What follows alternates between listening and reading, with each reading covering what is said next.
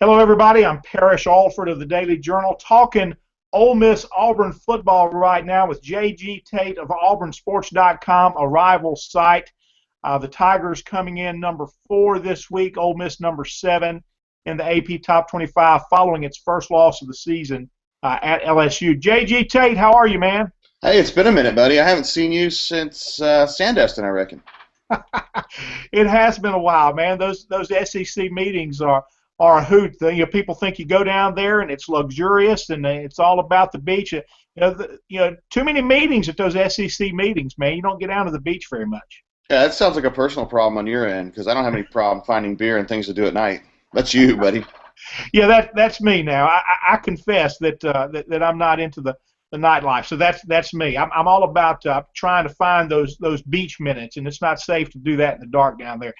All right, but it's pretty safe right now for Auburn football under Gus Malzahn. They just keep reeling off wins, JG, and I think he inherited a situation somewhat similar to Houston Nutt in the sense that there was some dysfunction going on there. Excuse me.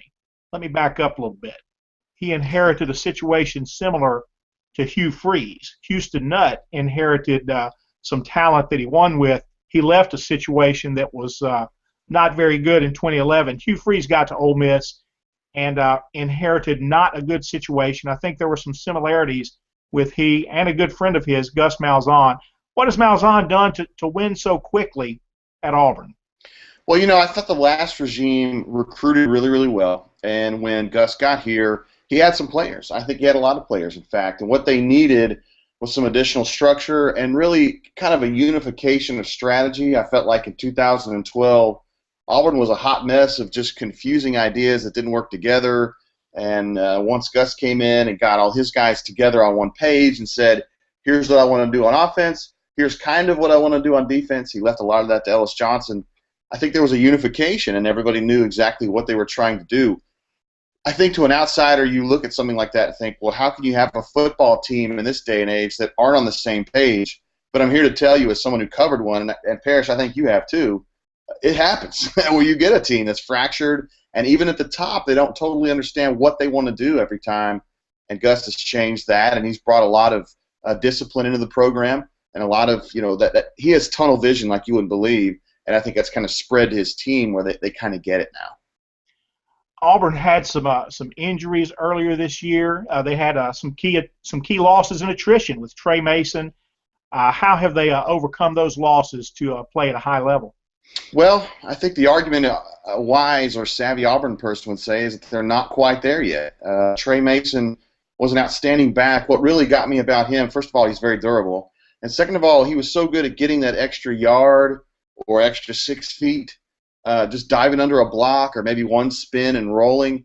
It's a tricky little skill, and you don't. I guess when you see it, you kind of take it for granted. And Cameron Artis-Payne, who's a fine back, a good back, a durable back, and a smart back, I don't think he gets those extra 6 feet or that extra yard, a yard and a half. And so there's just a little step back.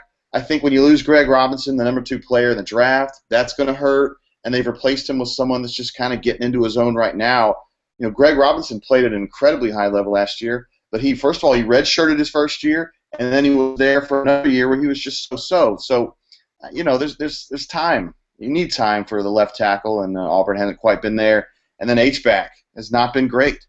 They had an absolute wrecking ball in Jay Prosh last year to play H-back, and now he's plays for the Texans, and they don't really have anybody. I mean, the guy they thought was going to be the H-back hurt his knee early in two-a-days, and they just haven't had that. So you take those little pieces one by one, and they're just not quite as effective running the football. Defensively, I think they've been better for sure. What's made them better on defense? I want to come back to that running game in a little bit, but what has made Auburn better defensively? Well, I think, first of all, experience. I mean, their front four, their front six has a ton of experience. They have some fifth-year seniors. They have other guys who are just regular four-year seniors. I mean, when you have guys who have been around that long and in the strength and conditioning program that long, you expect them to be productive. And they have been to a certain degree. Unfortunately for Auburn, most of those guys are run pluggers, and they don't have much as far as pass rush. Carl Lawson, who was the highest rated recruit they've ever signed at Auburn a year ago or a year and a half ago, he's out for the season, or presumably out for the season with a torn ACL he suffered right before the spring. So he was their best pass rusher, and he's been gone this whole time. They don't get pressure on the quarterback, and that's a problem. But they are good against the run. Linebacker Casanova McKenzie has moved over to the middle this year, and I think he's been really good. Chris Frost, who was a 5-star recruit out of high school, more so for being a wideout, he's transitioned well to that outside linebacker spot. He's been really good. I thought he had the best game of his career the other night. And in the back, I mean, they're just solid. They got a lot of experience, and I think they have a lot of good players back there. So it's just a matter of got a lot of experience. And Ellis Johnson's system, they finally had 2 years in the same system, and I think it's paying dividends. All right, they're solid in the back. You say they don't get a lot of pressure on the passer. I see them number 5 in pass defense efficiency.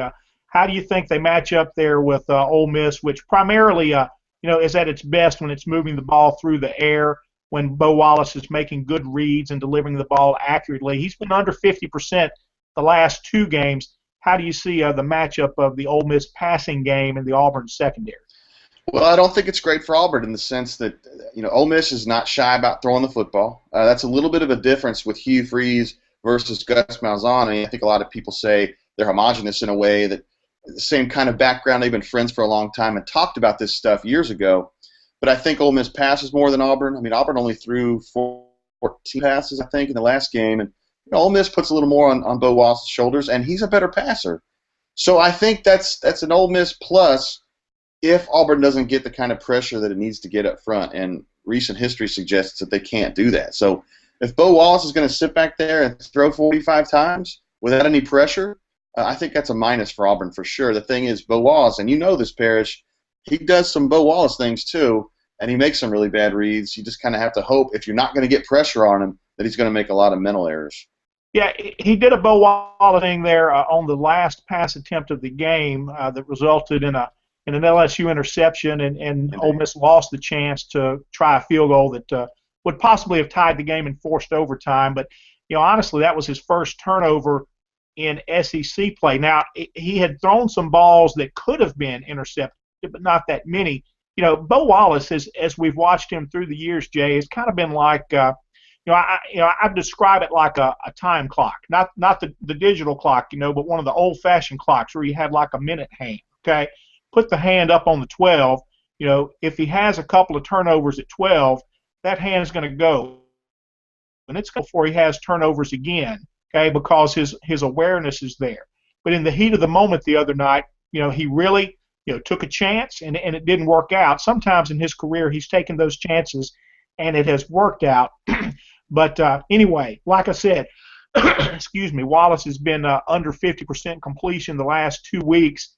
This is a guy who was completing in the low to mid 70s earlier in the season. Let's talk about that Auburn running game a little bit. LSU had a lot of success against Ole Miss, running downhill, running between the tackles. Is that the style of the Auburn running game? Do you think LSU provided a bit of a blueprint here?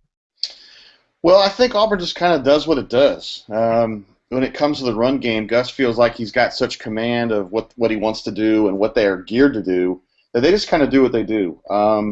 And I think that definitely includes a lot of running between the tackles. A lot of times I just feel like they're running it just to run it.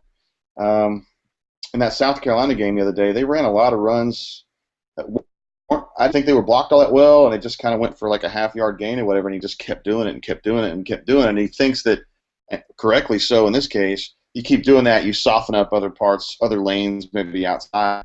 And Auburn had a lot of success running outside, which they hadn't done in about a month. So I'm talking about the South Carolina game. They got a touchdown off one of those jet sweeps, and Corey Grant, who's an outstanding guy in space, was able to get outside and bust South Carolina too. So, I'm sure they're going to do some scheming against Ole Miss, but as far as the run game goes, I think they just kind of roll with what they got, and it's been pretty successful at this point. I'm not sure. I haven't seen the updated stats, but they rush somewhere in the range of 265 to 285 on the ground. And, I mean, when you're doing that, you got to feel pretty good about what you're doing. Now the Ole Miss Auburn game last year, wasn't that kind of the first game that Nick Marshall was a huge part of the run game with that option? Seemed like I heard you guys talking about that last year. Yeah, I'm trying to remember back. My friend Philip Marshall can remember these games from 25 years ago, and I forget games I saw earlier in the year. That was a night game. I think Nick Yeah, got his knee hurt in that game. Is that right? I think may he got have. hurt. He got hurt late, and he played through it, and then he missed the next game or whatever. Um, yeah, that was the first game, as I recall, that he really got assertive in that read option. It just took him a while. Last year he got on campus like 2 weeks before two-a-days, and he just didn't have a lot of time to get going into the season. So, uh, yeah, it was about that time that he started catching on, and it was also about that time that the H-back, Jay Prosh, kind of caught on to how to make blocks in space. He'd always been like a fullback in an I formation at Illinois, and it's a different deal when you're blocking for Gus like that. He wants log blocks. He wants angle blocks. You got to do a different kind of blocking altogether, and it took him a little while. But, yeah, that Ole Miss game, they started clicking for sure. I tell you what, this Auburn team, if you could bring one guy back, I think it would be Jay Prosh, because they just got to have that guy who can block in space, and I don't think they have it right now. That's interesting. Talk about the quarterback situation a little bit. How is Marshall playing this year, and how are they using Jeremy Johnson? Well, you're coming off, Nick, I thought had his best game of his career against South Carolina. He was very efficient. I didn't think he made any bad throws. I think he was, I'm just kind of going off the top of my hat here, 12 or 14, something like that, for 125 or so. He had a touchdown pass. He rushed for another 90 yards. Was tough. I thought it was his best game. He was conservative, but not problematic. So they love that from him. And if he can do that against Ole Miss, I think that's a big plus. In general, I don't think he's been as good as we expected. He was a rough passer last year for sure, and the thought was having a full off season to kind of work with Gus and Rhett Lashley, the offensive coordinator, would help him kind of streamline some of those weird mechanics that he's got when he throws the football. And I think footwork-wise, he's better, but he just seems like he struggles with any pass that's not a deep ball. He has an incredibly strong arm, and it seems like he's really good at lofting balls and just kind of getting the ball to Sammy and Duke downfield. But when it comes to like a slant or a quick out, he just still struggles with that, and I think that's a little bit disappointing from an Auburn perspective. And then their backup, Jeremy Johnson, I think is the best in the country. The guy can come out and absolutely dominate you through the air. Not quite as much of a runner, and I think if he's ever pressed into action, I don't think effectively you're losing much with him. And what went wrong for Auburn at Mississippi State? I know there were the early turnovers, but we've seen so much consistency from this program the last 2 years. Looked like and I saw only bits and pieces of that game as I was getting ready to cover the Ole Miss game, but it looked like obviously the early turnovers put them in a bind, and they were uphill all day and weren't able to get there. But how did you assess their play and start? Well, you're right. They got in a big hole, and they can't do that. I thought they had gotten control of that game back through the second quarter and into the third quarter, and they had a fumble on a kickoff and gave Mississippi State a short field again, and they scored again. And I thought they kind of lost the grip there. The problem at Mississippi State, as I saw, A, had the early hole. B, they couldn't finish in their red zone, which is not them at all. This last game, they were 4 for 4 touchdowns in the red zone, and typically that's what they do. But at Mississippi State, it seemed like they would get inside the 10 and try to get cute. Things just didn't work, and they had to settle for field goals or nothing. They had a missed field goal from like the 15. And you do that on the road, man, you're in trouble. And then they kept having these miscues, which you just don't normally see from an Auburn team. So, credit Mississippi State. I mean, they did a nice job on defense, being opportunistic, and then the offense, when they came out there, got the job done.